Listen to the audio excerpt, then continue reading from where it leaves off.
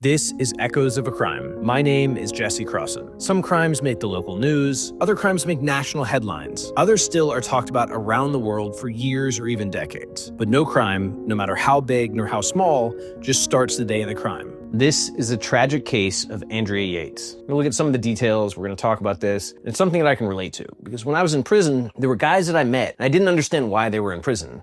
They were so calm, they were so well adjusted, it just didn't make sense to me. And what I realized is they were medicated, or they'd gotten the treatment they needed, that the person they were before they went to prison was not the same person I met in there, especially when it came to the guys who needed to be medicated. Because I would see someone who was thoughtful or maybe a little absent-minded, a little whatever, but not violent, not dangerous in any way, but they had in fact committed a terrible crime. And the issue was, what they needed in the beginning was the treatment they didn't get until prison. And if they had gotten that treatment earlier, they wouldn't have gone to prison in the first place. They wouldn't have committed the crime or caused the harm that they caused to get there. Andrea Yates is probably the most heartbreaking version of this story, because she was born in 1964 in Houston, Texas. She was a high school valedictorian. She was a swim team captain. She was a National Honor Society president. Andrea Yates was that promising kid that everybody believed in. But it didn't go as we had planned, because Andrea Yates earned a nursing degree. She worked at MD Anderson Cancer Center. Again, she appeared to be the kind of perfect woman in America's story. She was a sweetheart. She married a guy named Rusty Yates, who was a NASA engineer. So literally you have like somebody helping to treat, if not cure, cancer, and a NASA engineer. You imagine this is the American dream. But that's not how it ended up, because Andrea and Rusty wanted to have kids. So they did. They had one kid, and then two kids, and then three kids, and then four kids, and each time her postpartum depression got worse. After 4 kids, she was warned not to have another child, but she did. And that was when things started to go terribly wrong. Andrea Yates was, again, this kind of model wife, this model citizen, this model nurse, this person that everybody thought was kind of leading the way. And she was having her 5th child, which, again, everybody understood as just wanting to have a big family, wanting to have this impact on the world. Except instead of just postpartum depression this time, she started experiencing postpartum psychosis. A lot of people have heard of postpartum depression, and even that honestly doesn't get its fair shake. People will say, oh, just quit complaining or just get over it. They don't realize that sometimes the hormones and the chemicals in your body and your brain get horribly mixed up. And people can experience postpartum depression and literally lose the will to live, lose the will to get up in the morning, lose whatever. And again, that's often meant with judgment about, oh, well, you're just spoiled. You need to, no, depression is a real thing. Anybody who's experienced it, and I can tell you as someone who's experienced it, it can be debilitating. But postpartum psychosis is even more severe, because it can cause someone to lose contact with reality, lose contact with what's going on, lose contact with what's out there in the world, and believe something that isn't true. I saw a lot of guys in prison that I didn't understand how they had gotten there. Now, what was scary was there were guys I saw in prison who would be perfectly lucid one day. They would seem perfectly reasonable, understandable. They'd be, oh, cool, I can understand this guy. And the next day they would say something or do something to let me know they were not in contact with reality. Think of one guy that I worked with specifically. He had been in a case very similar to this. He had this fear. He thought that his wife was basically going to go to hell. And so he ended up saving her from that harm. He took her out of the equation before she could sin and go to hell. And that's exactly what Andrea Yates did to her 5 children. Andrea Yates believed that her children were going to hell, and she believed that the only way to save them was to drown them in the bathtub. That's what she did, and then she promptly called 911 right after and had this incredibly calm voice. And in this incredibly calm voice, she described what she had done and told the police operator that she had drowned her children to save them from going to hell. I can't imagine someone drowning a child, no less drowning their own child. At the same time, I've seen people in the middle of psychosis. I've seen what it is when someone essentially loses their mind or loses their grip with reality and will believe that there are things that aren't there. They will believe things that are not true. They believe just fundamental assumptions. It's almost as if you were walking outside and you're like, the sky is blue, and they were like, the sky is orange. Well, they really believe that. They really see that. That is how they perceive it. It doesn't matter what is actually out there. People in the throes of psychosis will do and say and experience and believe things that don't make sense to anyone else. That's exactly what happened to Andrea Yates. Now, the problem was Andrea Yates reached out for help. She said, hey, I'm experiencing this. She had, again, been warned after her 4th child not to have a 5th because they were worried about postpartum depression progressing into further issues. But once she did have that 5th child, once she was experiencing that terrible postpartum depression and that postpartum psychosis, she reached out for help. She basically wasn't believed. Her mental health declined. She had multiple suicide attempts. She had multiple hospitalizations. It was very clear that she was not okay. But again, she had this American dream story. Everybody thought, oh, Andrea, she's just going through a hard time.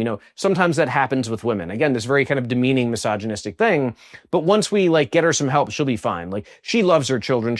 Everything will be great. So what happened is they kind of patched her up after her suicide attempts. They patched her up after her hospitalizations, and they believed that everything would be fine. On June 20th of 2001, we saw that things were not fine because in a moment of psychosis, Andrea Yates drowned her children in the bathtub. To her, she didn't believe she was doing something evil. She believed she was doing something great or something heroic. And this is actually, there is a history of this in the Judeo-Christian tradition.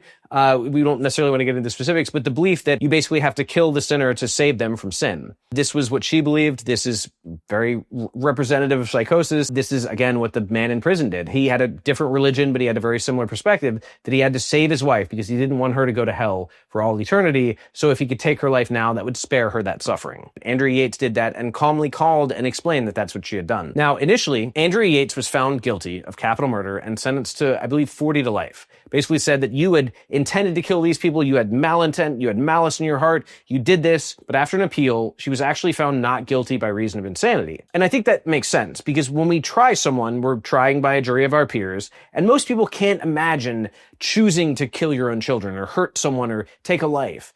But most people should then kind of question, well, how could somebody do that? What would be going on?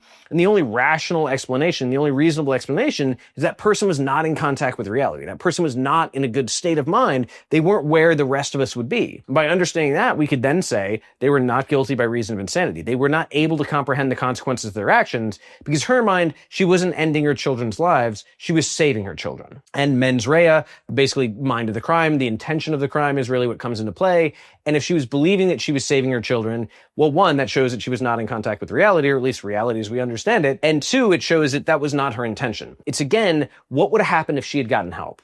What would have happened if after the suicide attempts and the hospitalization, she had been put in long-term intensive therapy? What if she had been ordered to not be around her children because they knew that she posed a danger to her children?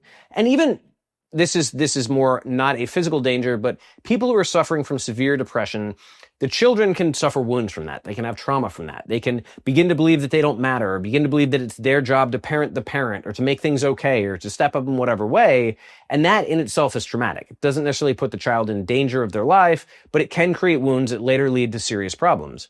But in the case of postpartum psychosis, the mother is not necessarily fit or safe to be around her children or necessarily anyone, because again, she's not in contact with reality. At the same time, do we want the state stepping in and saying that mothers can't be around their children? I don't know. I don't think there's an easy answer, but I do know that this was one of those ultimate tragedies where there was a failure of the mental health system to step in, evaluate what was going on, and give the treatment that was needed, or give the safety and the distance that was needed. And I saw so many men in prison that had that situation. If they had gotten help in the first place, the help that they needed, rather than being put in school suspension or out of school suspension or being put in juvenile detention and just punished over and over and over for a mental health crisis or a mental health need, they wouldn't have caused the harm they did to send them to prison. And people can judge them and think this is wrong and it's evil. It took more than just them. It took the system that failed to address those issues. It took the people that didn't believe them. It took the people who justified or rationalized or explained that it would be okay.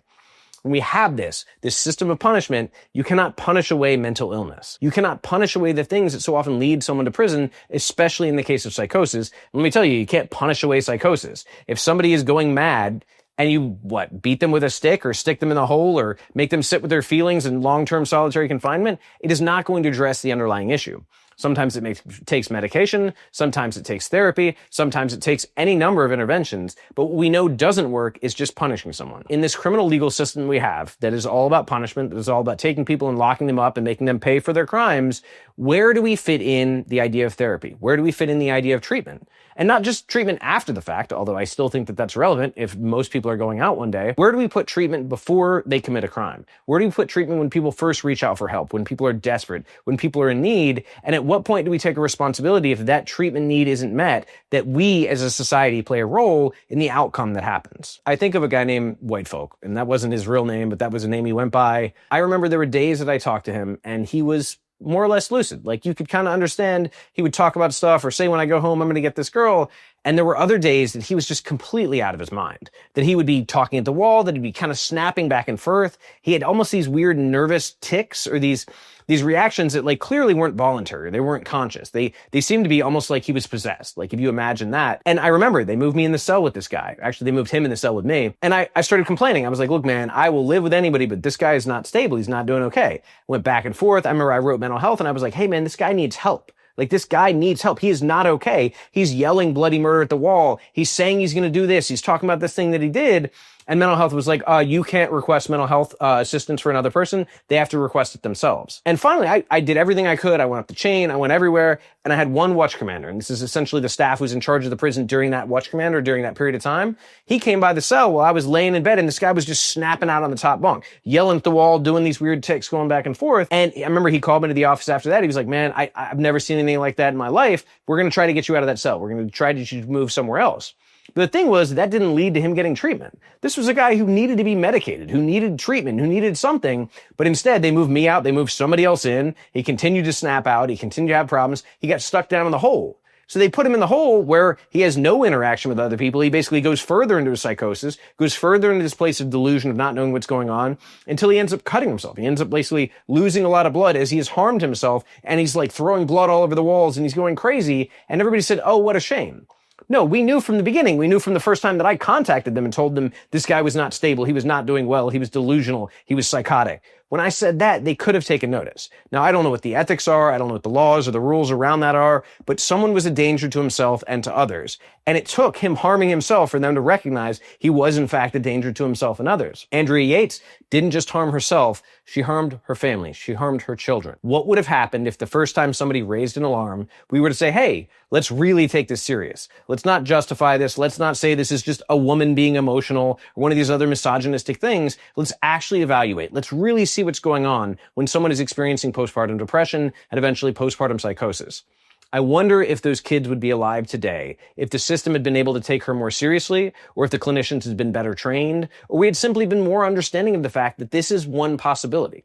Postpartum psychosis is not common by any means, but if it is a possibility, shouldn't we weigh that possibility very heavily if we believe that this person could be a danger to themselves and others? Just like white folk in jail, just like the other guy in prison that I know who was not doing well. I think about how the mental health system could have stepped in and prevented someone from going to prison in the first place, could have possibly saved harm or even saved lives. And in the case of Andrea Yates, it's an utter failure to do that. I don't have a good way to do it. I don't have a better idea, but I think the beginning of solving a problem is recognizing what the problem is. And there is a problem where we do not have a robust mental health system that can intervene and step in when someone, through their mental health crises, poses a danger to themselves or to others.